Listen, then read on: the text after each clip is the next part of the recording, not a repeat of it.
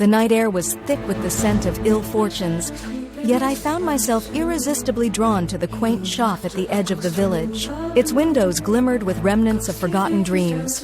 Among them, a pair of red shoes ensnared my gaze, gleaming defiantly beneath the dim glow of wavering lanterns. As the leather creaked with each ghostly step, the cobbler, an aged man with eyes that bore witness to mysteries untold, whispered, "These shoes have a thirst for the dance and a hunger for the soul."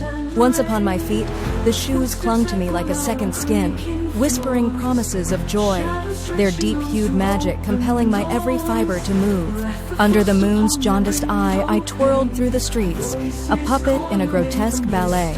Though fatigue clung to my limbs, my feet knew no reprieve as they spun faster, defied gravity, and twisted in frenzied delight, leaving my mind a captive of my own body. As dusk dissolved into day, townsfolk gathered at my doorstep, concern etched across their faces. "Emily," a voice implored, tethered to a face I once knew dearly. My mother's now glazed with worry.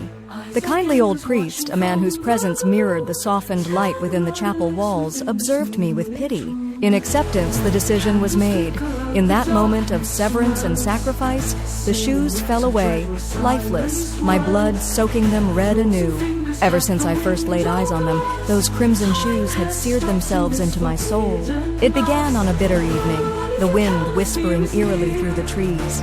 The shoes sat in the shop window, their deep red almost pulsating as if alive.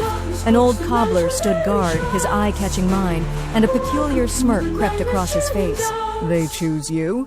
he murmured, voice cracking like aged wood. I should have walked away, should have known better.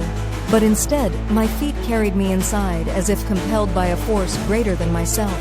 The cobbler handed them to me with a knowing nod, like a dark pact silently agreed upon.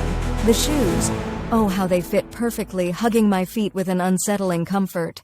But it was the dance that sealed my fate, an extravagant ball bursting with laughter and swirling gowns. I reveled in the sway of violins, the shoes transforming my every step into an elegant waltz beyond my natural grace. Yet, as midnight loomed, I attempted to stop the dance, but my feet moved against my will, a marionette to a sinister puppeteer. Panic twisted my gut, a desperate wail trapped in my throat as guests faded into obscurity, leaving only shadows and echoes of distant memories. Day became night, night bled into day, trapped in relentless motion. Streets blurred by, faces a mere haze. Only when I dared glance into shop windows did I see them, twisted reflections laughing, pointing, heavy with judgment. The dance was no longer elegant.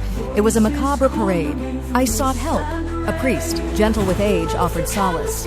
"Remove the shoes," he pleaded, eyes earnest and wide. But as his hands neared my cursed feet, I recoiled, the shoes igniting a fiery wrath in my bones, forbidding their departure.